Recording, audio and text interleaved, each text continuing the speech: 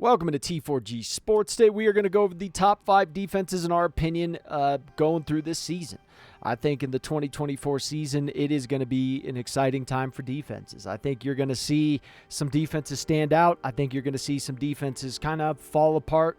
I think that you're going to see defenses at the end of the year that statistically may not look as good or statistically may look better than what we have on our list. However, it could be for a variety of different reasons. The schedule that they're playing, it could be the offense that they have if they give them a break. You know, there's so many parts that play into a good defense. What is a good defense? And that's really what we're going to break down now is the defenses that are just good.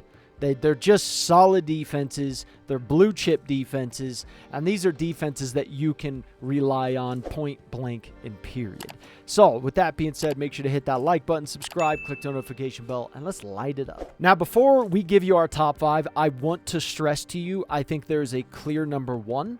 And then I think the other 4 are interchangeable almost. I think it's that close. I really do. I think that you could interchange any one of these, and I think that you could find success. I would not be shocked if my number 2 switches with my number 5. I wouldn't be shocked, okay? So I just want you to understand that just because your team may not be on this list or that your team may be lower on this list or even higher on this list does not mean that I don't think that they are somewhat interchangeable if certain things take place.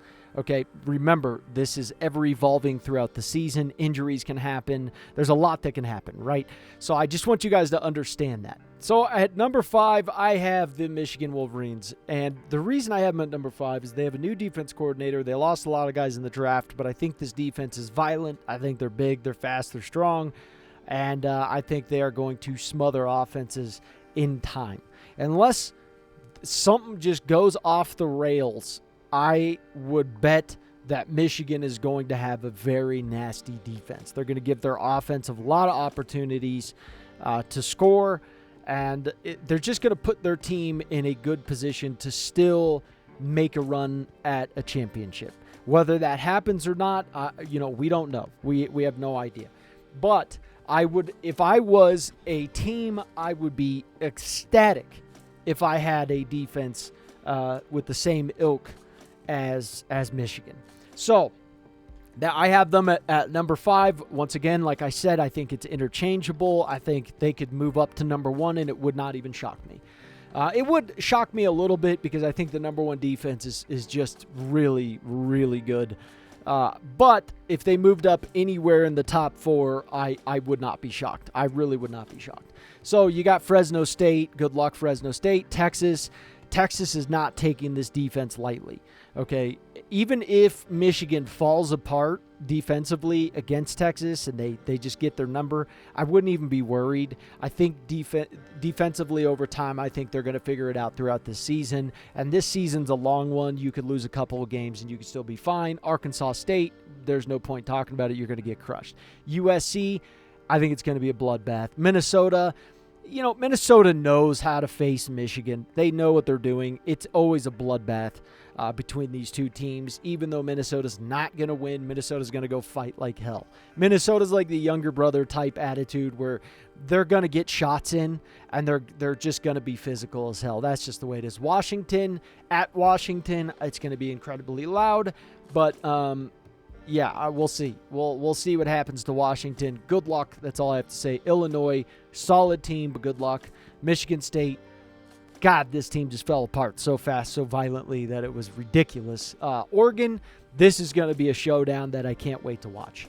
This is going to be very, very exciting football. I think by this time, these two teams should theoretically be well-oiled at this point in the season, and I'm just really excited to watch this game. That's going to be a phenomenal game to watch. Very good offense, very good defense. So we'll see what happens with that. Indiana, good luck. Northwestern, we'll see. Ohio State is going to be a bloodbath. I still think it's going to be a bloodbath. I think it is going to be just an exceptional game. They got to go play at Ohio State. And I tell you what, Michigan is very good at putting on blinders.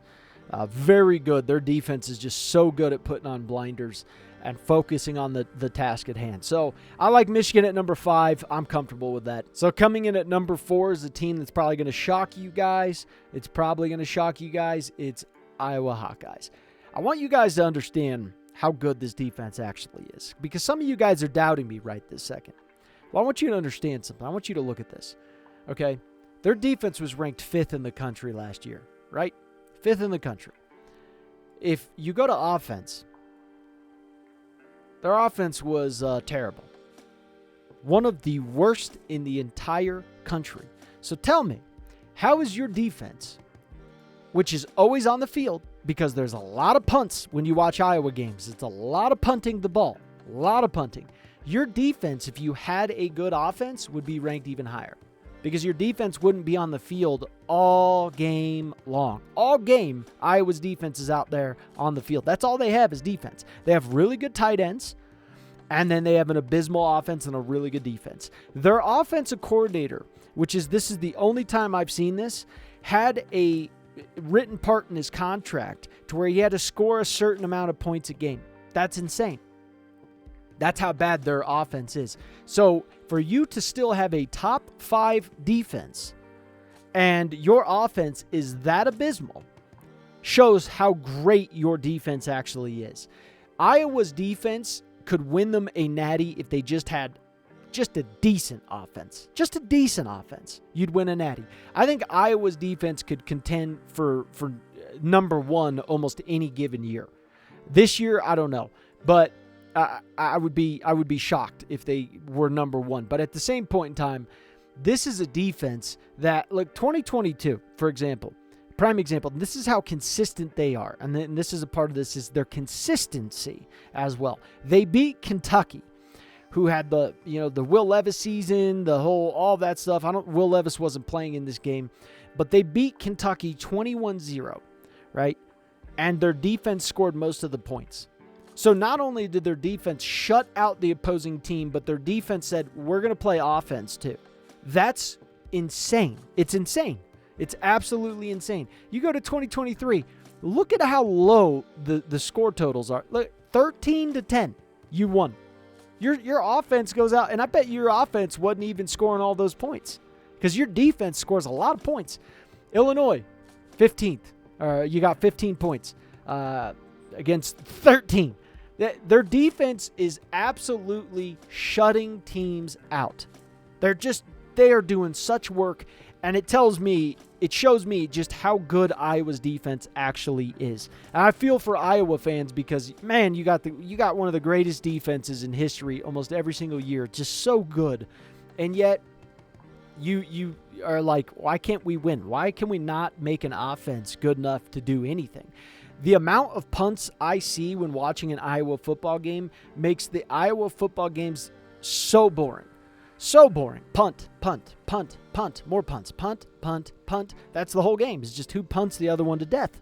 That's really it until the defense says we're sick of it. We're going to start playing offense too. And that's it. That's the way it is. So I am so impressed with Iowa's defense. You guys don't get enough credit, in my opinion. So at number 3, this is going to be a shock to some people, and I'm going to dive in deep to this. I have the Penn State Nittany Lions. Now, some of you guys may be wondering, going, well, this is Big Ten bias. You're putting up Big Ten teams here. There's no way there's that many Big Ten defenses that are good. And I'll tell you, they're good. They're this good because they had no option. They had no option at all but to be this good. And you may say, why? How would you have no option? Well, think of it. Just in recent years, you had C.J. Stroud with Jackson Smith-Njigba. C.J. Stroud, remember that. Jackson Smith-Njigba, Marvin Harrison Jr., Emeka Egbuka, Chris Olave, and Garrett Wilson all on the same team at the same time. If I told you that, what if an NFL team had C.J. Stroud, Jackson Smith-Njigba, Chris Olave, Garrett Wilson, Emeka Egbuka, Marvin Harrison, all on the same team, what would you say? That's overpowered. That's insane. No, that's crazy to get that many guys on an NFL team. Well, guess what? They were all on the same college team.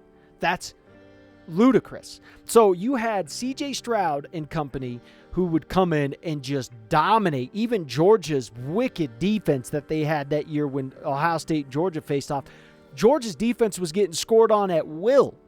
And they had absolute dogs on that defense, and they could not keep up with Ohio State.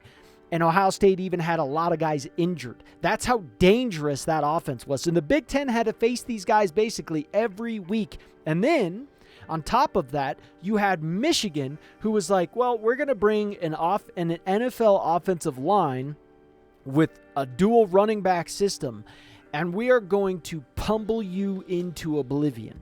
So you had C.J. Stroud and Ohio State bring in Air Force, and then you had the Marines with Michigan bring in the ground troops. You had no choice but to have a good defense. So I think that's why we're seeing what we're seeing now with the defenses, because in reality, what are you going to do? Are you going to give up, or are you going to go and fight like hell and say, well, we got to win, so we got to get really good defenses. And not only do you have to stop the pass, you have to stop the run, because there's two really good teams at both of those categories. So I think that's why you're seeing what you're seeing. And Penn State just has a well-oiled defense. I think Penn State, Michigan, Iowa, and obviously the other team, they have just defenses that are excellent. Excellent defenses. So Penn State, I can't tell you how many times I see where they just have excellent talent coming through that defensive side of the ball, and they're a ferocious defense. Absolutely a ferocious defense. So that is why I put them at number 3. I think they've just built up a very, very beautiful system on that defensive side of the ball. So at number 2, I got them Georgia Bulldogs. I know last year's performance for me was not something that I was happy about, because I did think that their schedule was incredibly light. You know, playing UT Martin, Ball State, UAB, South Carolina, Auburn, like these teams to me were not as good as what a lot of people said they were. So I was not impressed. And when I saw, South Carolina score 14 points on them, and South Carolina could have won that game. I mean, dear Lord, they could have won that game, and they played at Georgia. That was where I believed that Georgia was not going to three-peat, because of the fact that their defense was not playing to what it was before.